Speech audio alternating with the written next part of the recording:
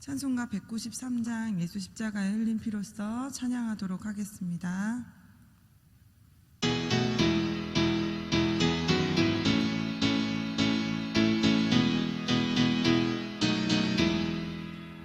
예수 십자가의 흘린 피로써 그대는 씻기어 있는가. 더러운 죄 희게 하는 능력을 그대는 참으지 않은가. 예수의 보혈로 그대는 씻기어 있는가. 마음속에 여러 가지 죄악이 깨끗이 씻기어 있는가. 주 예수와 밤낮으로 늘 함께 그대는 행동을 하는가. 아무 때 어디든지 그대는 십자가 붙들고 있는가. 예수의 보혈로 그대는 씻기어 있는가. 마음속에 여러 가지 죄악이 깨끗이 씻기어 있는가. 주님 예수 다시 올 때 그대는 영접할 예복이 있는가. 그대 몸은 거룩한 곳 성전에 들어갈 준비가 됐는가. 예수의 보혈로 그대는 씻기어 있는가. 마음속에 여러 가지 죄악이 깨끗이 씻기어 있는가. 모든 죄에 더러워진 예복을 주 앞에 지금 다 벗어서 샘물같이 솟아나는 보혈로 눈보다 더 이게 씻으라. 예수의 보혈로 그대는 씻기어 있는가. 마음속에 여러 가지 죄악이 깨끗이 씻기어 있는가. 아멘.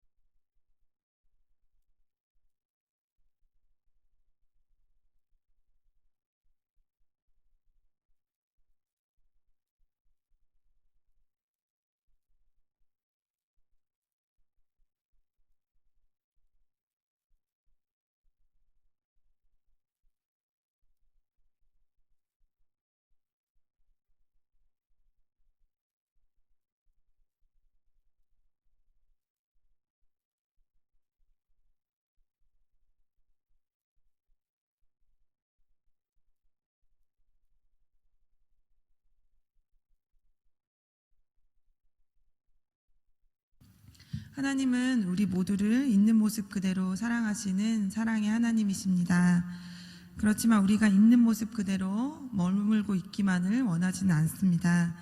하나님은 우리를 사랑하셨기 때문에 선택하셨습니다. 하나님은 우리를 선택하신 후에 더 많은 은혜와 축복을 우리에게 베푸시기를 원하십니다. 우리가 더 잘 되기를 원하시기 때문입니다. 그런 까닭에 하나님은 우리의 그릇을, 우리의 마음을 정결케 하십니다. 그릇이 더러우면 더 큰 복을 주실 수 없기 때문입니다. 그래서 허락한 것이 고난과 어려움입니다. 우리 인간은 고통을 통해서 정결케 되어지는 과정을 그러한 길에 들어섭니다. 고난을 통해 회개하고 하나님만을 전적으로 의지하기 원하시는 것이 하나님의 마음이기 때문입니다. 하나님이 가장 기뻐하시는 것이 바로 회개입니다. 회개란 우리 안에 있는 죄악의 찌꺼기를 내어놓는 것입니다. 노폐물이 쌓이면 건강에 이상이 오듯이 영혼을 청결케 하기 위해서는 회개가 중요합니다. 이러한 회개는 죄를 토해내는 과정입니다. 하나님은 죄를 미워하십니다. 왜냐하면 죄가 우리의 앞길을 막고 우리를 무능력하고 무기력하게 만들기 때문입니다. 이스라엘 백성들이 하나님을 가까이 하게 될 때 하나님이 그들을 대신해서 싸워주신 것처럼 하나님의 백성인 우리는 하나님을 가까이 하게 될 때 하나님이 우리를 대신해서 싸워주십니다. 그리고 놀라운 일이 생깁니다.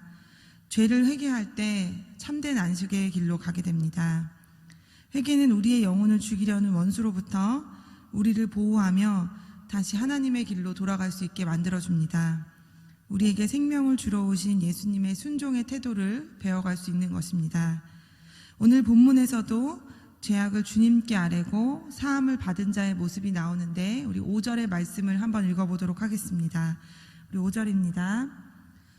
내가 이르기를 내 허물을 여호와께 자복하리라 하고 주께 내 죄를 아뢰고 내 죄악을 숨기지 아니하였더니 곧 주께서 내 죄의 악을 사하셨나이다. 아멘. 이 5절의 말씀을 메시지 성경으로 한 번 더 읽어드리도록 하겠습니다. 마침내 내 모든 것 주께 고백했습니다. 하나님께 내 잘못 모조리 털어놓겠습니다. 갑자기 나를 짓누르던 압박이 사라지고 죄책감이 날아갑니다. 내 죄가 사라졌습니다. 이렇게 죄가 사함을 받은 자를 성경에서는 경건한 자라 표현하는데 이 경건한 자의 모습이 어떠한지 6절에 보면 나와 있습니다. 우리 6절의 말씀을 한 번 더 읽어보도록 하겠습니다. 이로 인하여 무릇 경건한 자는 주를 만날 기회를 타서 주께 기도할지라 진실로 홍수가 범람할지라도 저에게 미치지 못하리이다. 아멘. 오늘 본문에서 경건한 자에 대해서 다윗이 이야기합니다. 첫 번째로는 죄악을 숨기지 아니하는 자입니다. 그리고 두 번째로는 허물을 여호와께 자복하는 자입니다. 그리고 세 번째로는 언제나 기도하기를 힘씁니다. 경건한 자가 행동하는 것은 오늘 본문에 나오면 주를 만날 기회를 만들어서 주님께 기도하는 자입니다. 기도하는 일에 열심을 내고 기도할 때 주님을 만나 영혼의 깊은 소리를 주님께 털어놓는 자이기 때문입니다. 기도의 깊은 힘을 경험한 사람입니다. 그리하여 자신의 잘못을 깊이 깨달아 회개의 자리에까지 이를 수 있는 자를 경건한 자라 칭합니다. 오늘 나오신 성도님들도 우리 주님께서 경건한 자라 불러주시겠습니까? 본문에서 경건한 자에게 주시는 주를 만날 기회란 하나님의 은혜를 입을 기회, 하나님으로부터 죄사함을 얻을 수 있는 기회를 받은 것을 말합니다. 다윗은 자신의 경험에 근거해서 백성들에게 하나님으로부터 죄사함을 받을 수 있는 회개의 기회를 놓치지 말고 회개하라고 촉구합니다. 이렇게 오늘 본문 32편에서 나오는 하나님은 어떤 분이시겠습니까? 네, 같이 읽어보겠습니다. 하나님은 죄를 고백하는 우리에게 죄사함과 자유함을 선물로 주시는 분이십니다. 아멘. 우리 죄를 고백할 때 죄사함과 자유함을 선물로 주시는 분이십니다. 그렇다면 오늘 본문이 우리에게 주시는 교훈은 무엇일까요? 우리 같이 읽어보겠습니다. 내 스스로 죄의 문제를 해결할 수 없음을 시인하며 지체 없이 주님 앞에 나와 나의 은밀한 죄를 토해야 합니다. 네, 하나님께 죄사함을 받을 수 있는 회개에도 때가 있다는 것입니다. 회개의 때는 무한정 있는 것이 아닙니다. 지금 곧 우리가 죄를 깨달은 그 순간이 바로 하나님이 우리에게 주시는 회개의 기회입니다. 이 회개의 기회를 놓쳐서는 안 됩니다. 이러한 회개는 한시라도 미루어서는 안 될 것입니다. 우리는 우리의 장래를 알지 못합니다. 잠시 후에 무슨 일이 일어날지 아무도 모릅니다. 바로 지금이 주님을 만날 기회입니다. 죄를 입술로는 토설치 아니하여도 내면은 잠잠하지 않습니다. 종일 신음할 수밖에 없습니다. 내면의 소리, 양심이 그를 찌릅니다. 그의 심령은 양심의 지적으로 시작된 내면적 갈등으로 인해서 극심한 고통을 당해 그로 인해 신음하며 뼈가 상하게 됐다는 표현을 하게 됩니다. 성도가 회개하지 않는 죄는 뼈를 상하게 합니다. 우리 4절의 말씀도 한번 읽어보겠습니다.